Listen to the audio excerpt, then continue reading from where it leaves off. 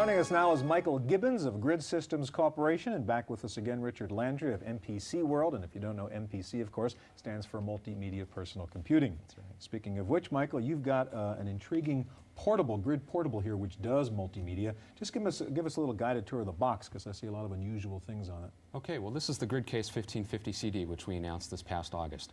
The GRiD Case 1550 CD is the 10th in a series of GRiD Case computers, and the common thing about all of them is that they're all encased in magnesium, which makes them extremely durable. Like GRiD trademark, you can drop them and all that. Exactly. It's really able to withstand the rigors of carrying it around. Now, what about, now you've got a CD-ROM drive here. I mean, how durable would that be? I get a little nervous about that. Well, the CD-ROM drive is actually attached to the GRiD Case itself, so it's very hard to drop. I see.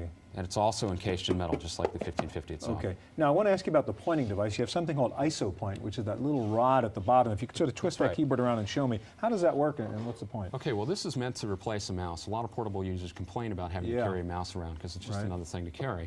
With the IsoPoint, it's actually integrated into the machine, so you don't have to worry about losing a mouse. The way it works is that when you slide the bar back and forth like this, the mouse pointer would move that way. Left, right, up, down. It's kind of like a trackball. Exactly. Yeah. Also, when you press down on the mouse, it's equivalent to a click.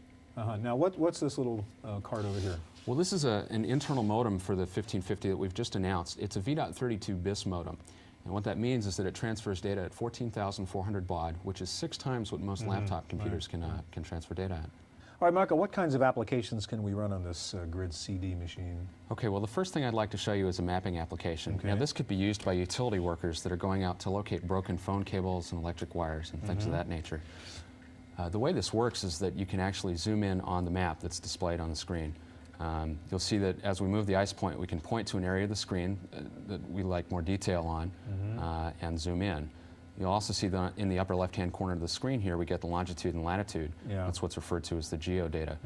So as we get further and further down in the map, we get a greater level of detail, and you see we're getting street names and so on. Now, this whole database is coming off the CD-ROM, which is inside the drive connected here.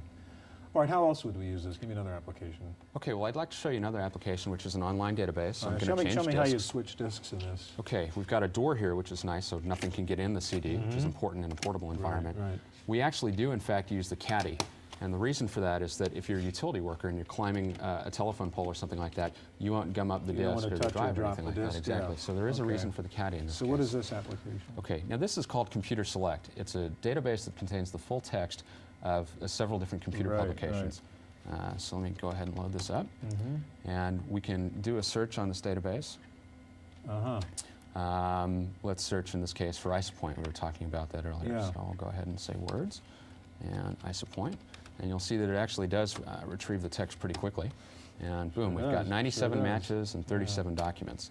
Let's go ahead and look at a couple of those. We can browse, and as I say, we've got the full text here of these different magazines. Richard, let me ask you, is there really a market for portable MPC? I mean, you did mention the utility worker who might run around. I mean, how about this kind of stuff? Who's going to use and want to pay for this kind of machine? Well, obviously, these can be very important for people who are going out into the field and solving service problems. But there's another whole area that relates to people going out into the field and selling to other people. Presentations, the presentations. So the ability to have the whole multimedia package in your briefcase. Sure, and the presentations market right now, making slides and the like, is close to a $5 billion market. These kinds of things can allow somebody to whip up a presentation in no time fast and bring it right out to a client. Okay. Yeah, I'm sorry, Michael. Let's get back. So what else would you show me in this? I mean, how about the multimedia? I haven't heard anybody sing yet out of this. Sure. Well, this machine actually does have a headphone jack, so we do have limited multimedia capability. I'm going to put in another disc here. Okay. And this is a demonstration of an online catalog. What you can do here is actually order different components or parts. You can make a selection from a list of different things that you like, and that will print out an invoice that you can fax to the manufacturer. So let me load that up here. This is a perfect example of a sales situation where you're actually in someone's office and making a sale. And you've got your whole catalog with you on the CD-ROM. That's right. And we're going to get some music here in a second. Okay, just loading up now? There's the music. And so you see that we do get a limited amount of multimedia functionality out of this machine. Now, as we saw before, could you have the kind of thing we saw in the first segment on the Tandy machines with a training disc or something like that? Sure. The difference between the two machines is the type of audio that they can produce. This produces Redbook audio, which is not quite up to the MPC standard. Okay, right. All right, now if you can, I can ask you to set this down for a second. Just take this box apart because it's rather intriguing how you've connected this all up. Show me the drive itself and how it connects to the portable. Okay, well I mentioned that it is an attachable drive, but if you don't want to carry it around with you, you can detach it. So let me do that. You unhook the clips in the back here. This actually comes off like this. In the back you'll see we have a SCSI cartridge that we use to interface with the CD-ROM drive. Let's flip this around if I can so we can show everybody what this looks like. Sure. What we've got is a battery cavity. This is ordinarily used for the internal battery. Yeah. But when you're using it in the desktop environment, you can use it with these portable, with these expansion cartridges. This is a SCSI cartridge that I mentioned earlier. Right. Yeah, SCSI is pretty neat. You can connect other drives and other devices to it then as a result, That's right. right? You could actually daisy chain. That's great. Quite nice. Okay, Michael, one more thing. We're not used to seeing GRiD desktops, or at least I'm not used to seeing GRiD desktops. And I guess the story behind that one is this little guy. This is the AMD chip. Now tell me about the chip and about what it's doing inside the machine and why it makes it better. Okay, well this is the new AMD AM386SX25. We put it in this machine because we were looking for a nice balance between performance and price. Some of the higher end 386 products get a little bit pricey, so you'd like to go to an SX, but with today's graphical environments like Windows, you want a little bit more power.